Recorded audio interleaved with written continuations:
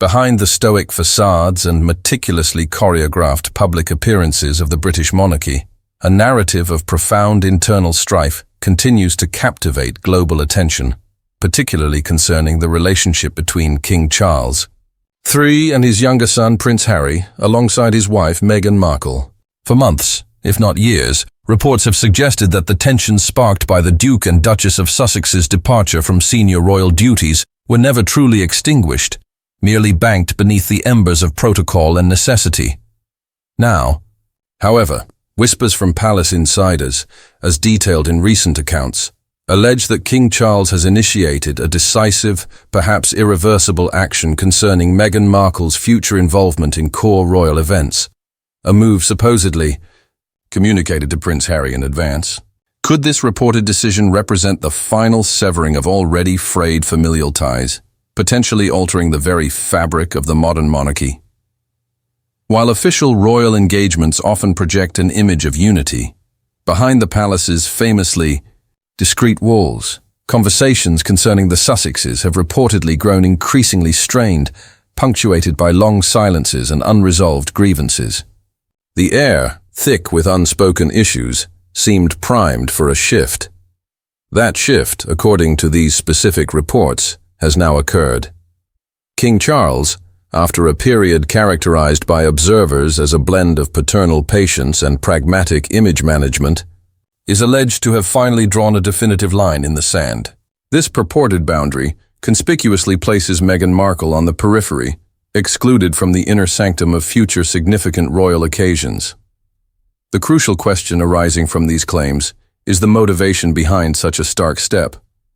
Was it driven by the cold logic of monarchical duty, raw personal emotion stemming from years of public controversy, or a deeper, perhaps more existential, concern for the institution's survival in a turbulent media age? The ramifications, suggest these accounts, could reveal more about the monarchy's future trajectory than any official decree.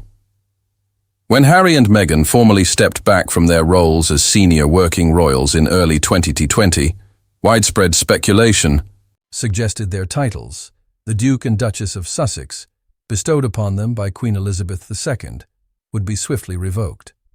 Surprisingly, this did not happen. King Charles, then Prince of Wales but already influential, reportedly counseled caution. Palace insiders, as cited in these narratives, suggested the decision to allow them to retain their titles stemmed from a calculated strategy rather than overt magnanimity. Stripping titles from his own son and daughter-in-law could easily be portrayed globally as punitive and vengeful, potentially triggering a significant public backlash that the monarchy, already navigating complex public relations, wished to avoid. Letting the titles remain allowed the crown to appear composed, prioritizing institutional stability over perceived personal retaliation. It projected an image of a monarchy focused on continuity, capable of weathering internal storms with dignity. Yet, beneath this seemingly tolerant approach, a subtle message was allegedly being conveyed. While the honorifics remained, full unconditional reintegration into the heart of the family was becoming an increasingly distant prospect. The invisible lines were being drawn, even if the official ones remained intact. Now, with Charles reportedly establishing new, firmer boundaries, that initial strategic patience appears, according to these accounts, to be exhausted, potentially signaling a permanent shift in his approach. The passing of Queen Elizabeth II in September 2022 was a watershed moment, not just for the United Kingdom and the Commonwealth, but profoundly so for the internal dynamics of the royal family. It represented a critical juncture, forcing long-simmering issues towards a potential resolution or a definitive break.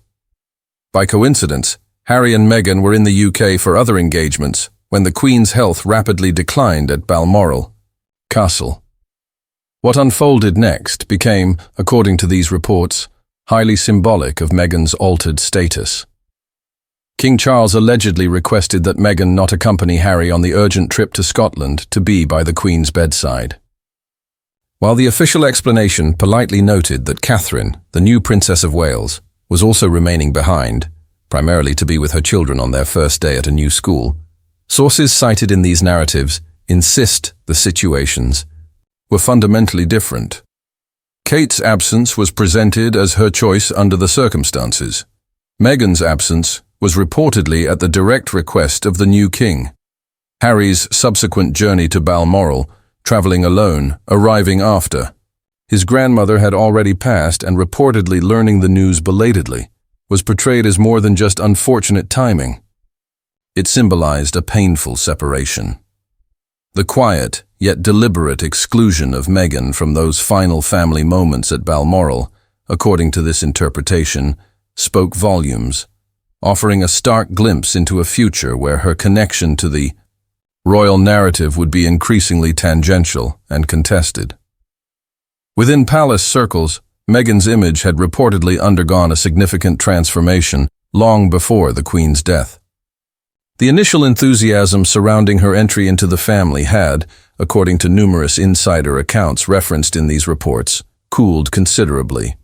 While her charisma, modern approach, and independent initiatives garnered her a loyal public, following, particularly in the US, she was increasingly viewed internally, it is claimed, as an unpredictable element, a wild card.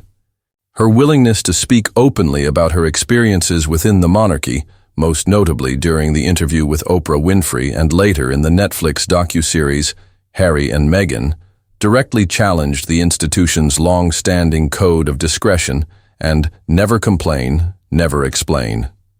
For an ancient monarchy built on tradition, hierarchy, and carefully controlled messaging, such public unpredictability was allegedly perceived not just as uncomfortable, but as a potential threat to its stability and mystique. Sources suggest King Charles, while expressing private empathy for his son Harry's struggles and desire for a different life, grew increasingly concerned about the impact of Meghan's public pronouncements on the monarchy's global standing. Each interview risked generating damaging headlines. Every new independent project invited fresh scrutiny and comparison with traditional royal roles. Even private family interactions felt vulnerable, potentially subject to later public recounting or interpretation. The core issue, as framed in these reports, wasn't personal animosity from Charles, but rather a deep-seated institutional fear that the monarchy, designed for a different era, could be irrevocably damaged by the relentless, often adversarial, nature of modern global media storms, particularly those fueled by celebrity culture. Harry found himself caught in an agonizing position, torn between unwavering loyalty to his wife and the deeply ingrained expectations of his royal upbringing, leading to increased feelings of isolation from his family. Attempts at reconciliation, repeatedly founded on this fundamental clash. The transparent, media-engaged world Meghan navigated versus the opaque, tradition-bound world Charles felt compelled to protect. As months turned into years following their departure, the king's initial strategic restraint allegedly began to harden, solidifying into a more permanent, exclusionary stance regarding Meghan's future role in official royal life.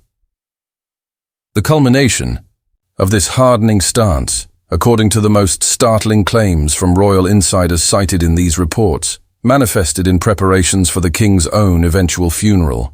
Charles, it is alleged, included a specific, unambiguous directive in the meticulous planning stages.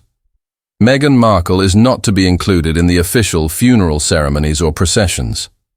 The phrasing, while reportedly careful and devoid of overt hostility, left no room for interpretation. This alleged decision was framed internally not as a personal slight, but as a necessary measure to safeguard the solemnity of a future state occasion.